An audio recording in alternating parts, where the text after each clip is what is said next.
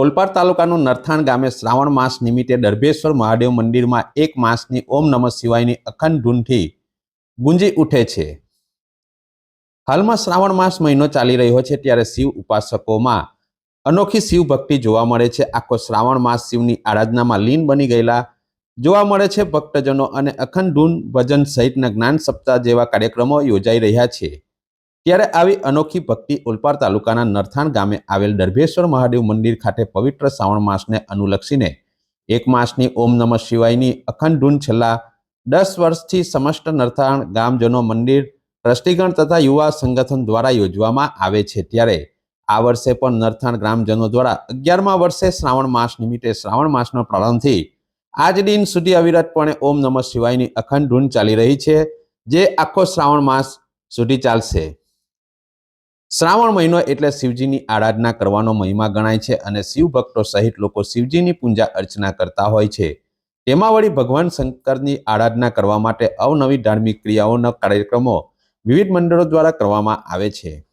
ત્યારે વાત કરવામાં આવે ઓલપાડ તાલુકાના નરથાણ ગામે આવેલ દર્ભેશ્વર મહાદેવ મંદિરમાં શ્રાવણ માસ નિમિત્તે ગ્રામજનો દ્વારા શ્રાવણ માસનો એક અનોખો માસની ઓમ નમઃ શિવાયની અખંડ ધૂનનું આયોજન કરવામાં આવ્યું છે, જેમાં મોટી સંખ્યામાં ગ્રામજનો જોડાઈ શ્રદ્ધા સાથે વિવિધ રાગ સાથે ઓમ નમઃ શિવાયની અખંડ ધૂન અવિરતપણે ગવાઈ રહેતા ગામમાં ભક્તિમય માહોલ છવાઈ રહ્યું છે।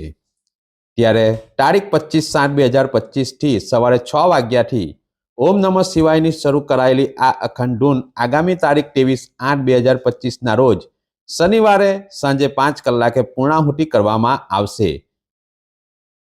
સાંજે પ્રસાદીનું પણ આયોજન કરવામાં આવ્યું છે। ત્યારે આ ચાલી રહેલી અખંડ ધૂનમાં આજુબાજુના ગામોમાંથી પણ મોટી સંખ્યામાં લોકો જોડાઈ રહ્યા છે અને ઓમ નમઃ શિવાયની ધૂન શ્રદ્ધાપૂર્વક વિવિધ રાગમાં લોકો ગાઈ રહ્યા છે। આ અંગે ગ્રામજનોના જણાવ્યા મુજબ આ અખંડ ધૂન ગાનનું આયોજન પાછળનો મુખ્ય હેતુ વિશ્વના કલ્યાણ, ગામની સુખ શાંતિ અને સમૃદ્ધિ માટે આ 11મા વર્ષમાં અખંડ ધૂન ગાનનો મંગળ પ્રવેશ કર્યો છે। હું ધર્મેશભાઈ અમૃતભાઈ આહિર, ગામ નરથાણના રહેવાસી। અમારા ત્યાં છેલ્લા 10 વર્ષથી અમારા દર્ભેશ્વર મહાદેવના મંદિરમાં છેલ્લા ઓમ નમઃ શિવાયની અખંડ ધૂન એટલે આખો શ્રાવણ 24 કલાક ઓમ નમઃ શિવાયની ધૂન કરવામાં આવે છે ને આ વર્ષે આ અમારું 11મું વર્ષ છે ને આ જે ધૂનનો મેઇન હેતુ છે લોકોને એનું છે આ જે છે અમારા મહાદેવની જો મહાભારત કાળમાં અર્જુન અને અજ્ઞાતવાસના મહાભારત કાળમાં અર્જુન એને પસાર થતા હતા એ ટાઈમે એમનો જે દર વર્ષ રોજના રૂટીન પ્રમાણે જે મહાદેવની પૂજા કરવાની તેના માટે એમણે અહીંયા શ્રી કૃષ્ણ દ્વારા દર્ભની સળીથી શિવલિંગની સ્થાપના કરી હતી અને એની પૂજા કરી હતી। એ જગ્યા પર અત્યારે દર્ભાવતી નામની નદી પર પસાર થઈ હતી, જે હવે આ કાળમાં લુપ્ત થઈ ગઈ છે, પણ તેની જગ્યા અત્યારે તે જગ્યા પર ત્યાં કૃષ્ણ તુલસી પણ ખૂબ મોટા પ્રમાણમાં જોવા મળે છે ને આ ભગીરથ કાર્યમાં આજુબાજુ ગામના લોકો પણ આવે છે। અમારા ગામના લોકો પણ 2 કલાકની પારી પાડીને વારાફરતી ઓમ નમઃ શિવાય ધૂનમાં આખું ગામ જોડાયેલું છે। મહાભારત યુગમાં પાંડવો અજ્ઞાતવાસ દરમિયાન દર્ભાવતી નદીના કિનારેથી પસાર થતા હતા ત્યારે અર્જુને અહીં શિવ પૂજા કરી હતી અને ભગવાન શ્રી કૃષ્ણએ અર્જુનના નિયમ પ્રમાણે શિવલિંગની પૂજા કરવા માટે કૃષ્ણ ભગવાનને દર્ભની સળીથી દર્ભેશ્વર દર્ભાવતી નદી અને દર્ભેશ્વર મહાદેવની સ્થાપના કરી હતી। દર્ભેશ્વર મહાદેવ મંદિર દર્ભાવતી નદીનો ઉલ્લેખ તાપી પુરાણમાં 73મા અધ્યાયમાં જોવા મળે છે। ભલે આજે દર્ભાવતી નદી લુપ્ત થઈ ગઈ હોય પણ તેના કિનારે આજે પણ કૃષ્ણની હાજરીમાં સાબિતી માટે દર્ભાવતી નદી પાસે કૃષ્ણ તુલસી તથા દર્ભ વિપુલ પ્રમાણમાં આજે પણ જોવા મળે છે। અર્જુનના રોકાણથી આ વિસ્તારનું નામ તે સમયે નરસ્થાન હતું, પણ સમય બદલાતા શબ્દ બ્રહ્મ થઈને હાલ નરથાણ ગામથી ઓળખાય છે।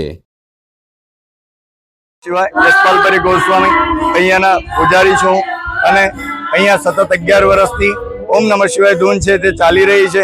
એના જે સકારાત્મક ઉર્જા છે એના આ ગામ તો ઠીક પણ આજુબાજુના વિસ્તારની અંદર પણ એની સકારાત્મક ઉર્જા છે, જેનો અહેસાસ સૌએ ભક્તો કરી રહ્યા છે।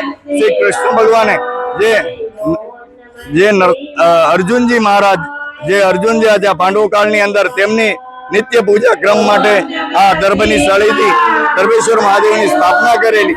તો એની અત્યારે આપણને હાલના આ યુગની અંદર પણ એમની સકારાત્મક ઉર્જા દેખાય છે.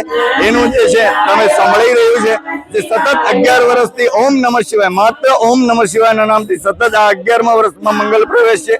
અને સર્વે ગ્રામજનો, નાના નાના ભૂલકાઓ, માતા બહેનો સર્વ પોતપોતાના સમય પ્રમાણે કોઈને કંઈ એ કહેવામાં આવતું નથી. સૌ પોતપોતાના સમય પર આવી અને ઓમ નમઃ શિવાય ધૂન કરે છે.